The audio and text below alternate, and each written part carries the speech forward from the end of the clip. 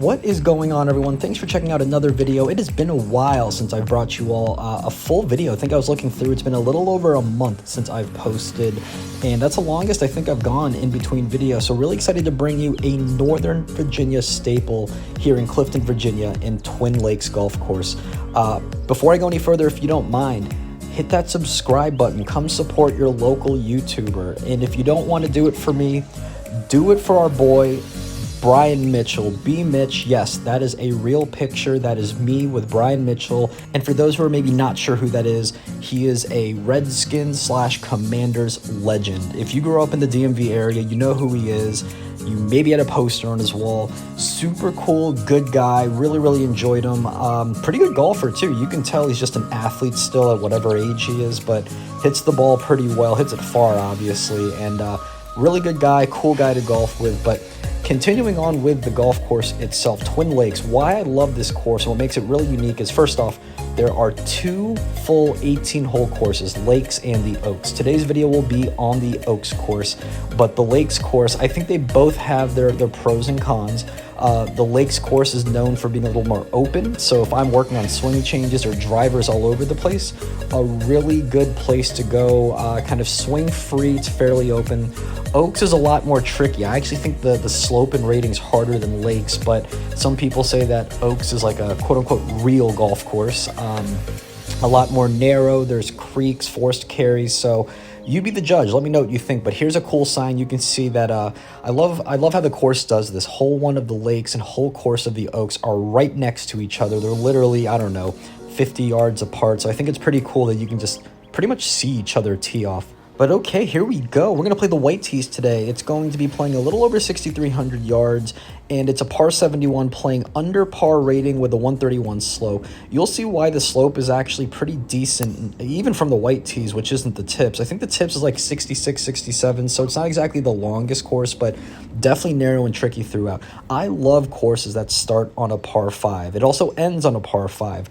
I don't know, maybe it's just a mental thing where, you know, 5s are fairly scoreable unless you just push fade it right, have to punch out. What an absolute disaster start. If you're using this as a scout, that first tee shot, I always recommend aiming a little more left. Left is just a shared rough with the hole one of the Lakes, if you remember. Right is, it's not OB per se, it's just a bunch of trees. I don't think there's any sort of stakes or creeks or anything. You'll most likely find your ball if you go right into those trees off the tee shot, but you're probably punching out. So you also notice there was a creek that you have to cover. So a lot of people I play with, you play this as a 3-shotter, like a pure par 5. Unless you're super long and can drive it like 3 to 325, you might have a chance. But if you don't, play this as a 3-shotter. So you saw me, I played this okay. I think we'll take a bogey for basically having a bad drive, a punch shot. I chunked the approach shot. If you saw, we will take a bogey. I have 3 holes that I absolutely despise. This is one of them. I don't know what it is. They're longer par 4s, the 3 I'm going to call out, but that was one of them. Hole 10 is another, and I think it's hole 13 or 14, but again, I will call them out. There was some swirling wind today, so everyone knows I don't hit it that far, but there are a few drives where I was like, oh, I guess that went a casual like 210 yards. I guess that's cool. I'm going to blame the wind, and you know, when I do hit a fade and it's just a fade into the wind, super spinny, it's just a recipe for disaster. So I always try to play the 3 par 4s I'm going to call out as a par 5. I know that sounds so cheesy, but mentally they just really F with me. And so even though I bogeyed that hole, I'm actually pretty happy with it. This is, and I guess you could argue to make up for the hard hole, this is a super short par 4.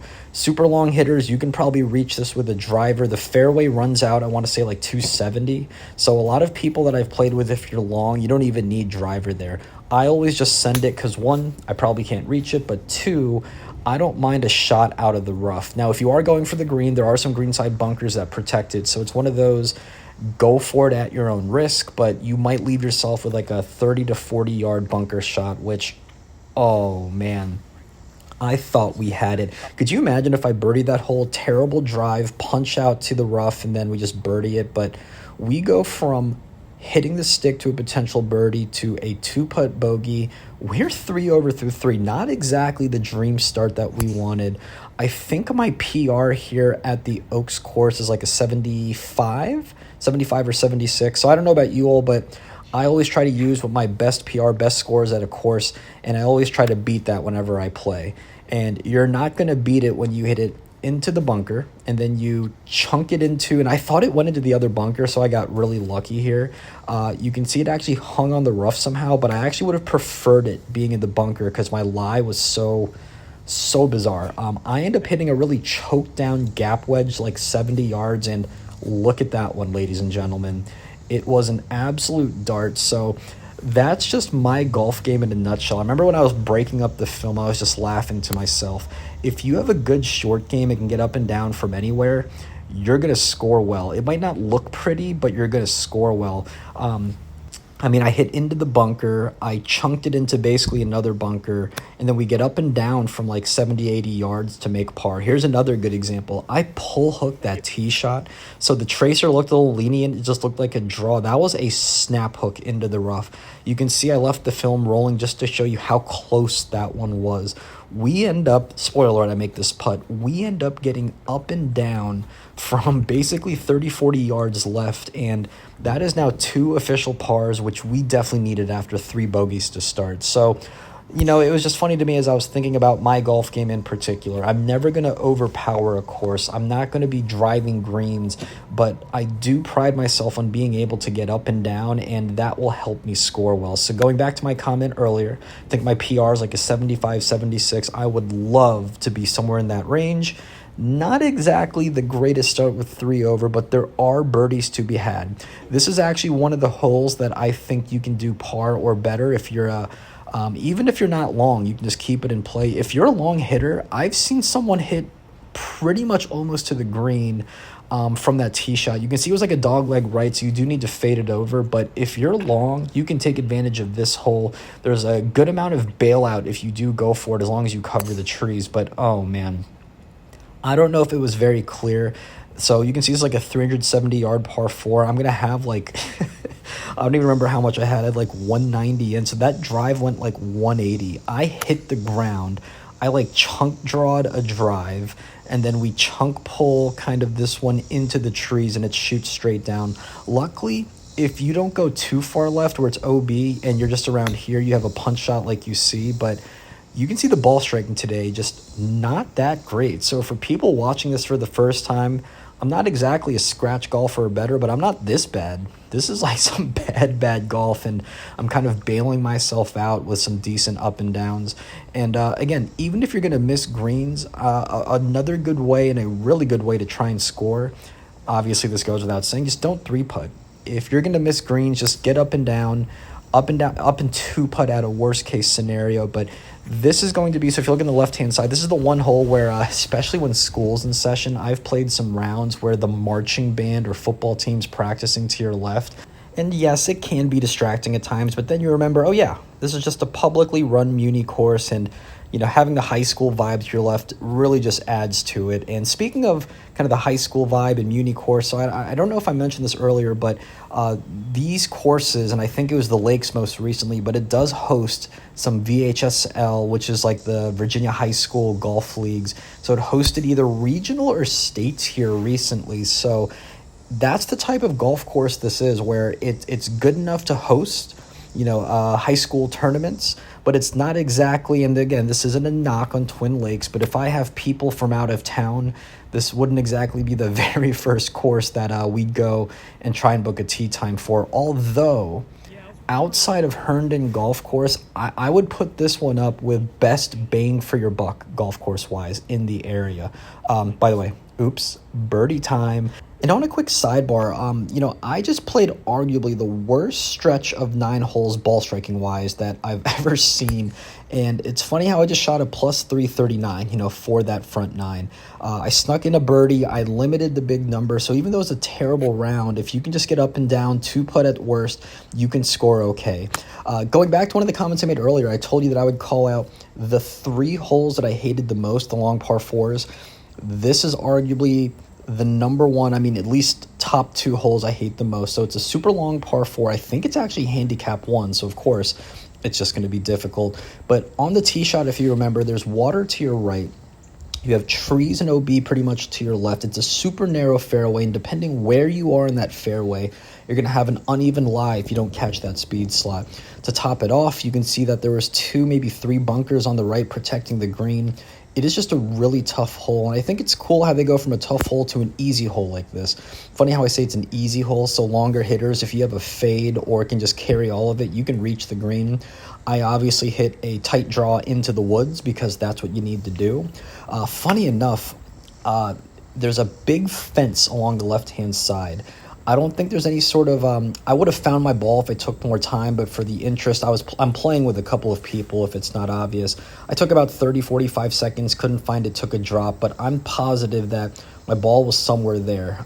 There's a fence, it can't go anywhere. Funny enough, I actually don't even remember if there were stakes or not, so I played it as just a red stake drop, so I dropped one, and we end up getting up and 2-putt for a bogey. And you're going to see a weird stretch of holes here, so my camera kind of goofs up, so you don't actually see the shots. I know, funny enough, I say how you don't see the shots, you just cut to me at 10 feet for birdie. Yeah, definitely, guys, definitely believe me. I think what was happening is this was a very, very hot day. My camera was, like, overheating, and I don't know if this is, like, a setting or something, but it only lasted for like 15 seconds and just cut off. So you can see a lot of these shots that I'm taking right now, it kind of just plays and then cuts off right away. So anyway, those last few holes, that par 3 in particular, depending where the pin is, and that was hole 12, it's actually a very, very scoreable hole. I had a really good shot and missed it. And this is the last par 4 that I really, really despise. It just plays so long, and I don't know why. I played this driver 4-iron, and I think it was into the wind a little bit too. And if it wasn't obvious, I hit an awesome lag putt. I think when I paced that one out, it was like 40 feet. I put it to like 10-12 inches, and so it was a gimme within gimme range. So really happy to have that par. Let's move on to this par 5, and it's a really long par 5. This is always a 3-shotter for me, and even if you can reach in 2, I think what they do a good job here is you're going to see in a moment the approach shot. There is going to be a greenside bunker protecting it depending where the pin is. So today you can see that the pin is kind of tucked behind that bunker on the left, so you need an all carry. So if you're going to be going for this in 2 and you're long enough to do it, if you can't carry this bunker, you don't even want to flirt with some of the OB that's left, right, and long. You might just want to try and lay up at that entryway. I actually hit a really, really good sand shot. So you can see this is me walking up, and this is that Bob Does Sports one-handed. It's good no matter what, right, guys? Right? So we end up tapping it in for par. So that was a really good par that I'm happy with, and we have a few holes left. So, all right, here we go. The final 4 holes. I think that this course has a really cool finishing 4 holes, the last 2 in particular, but it sets you up with the par 3 that it's pretty straightforward. Today I was playing about 190. It has bunkers everywhere, but if you're going to miss to where I missed. You go short right where most weekend warriors with their BS just fade, that spinny fades that end up short. If you're going to miss, that's the miss. But like I said, if you have a good short game, get up and down. I'm really happy with that par. And the next few holes, I think, does a really good job defining why the Oaks is a trickier course than the Lakes in particular. Look at the left, look at the right, all covered by trees and tree line.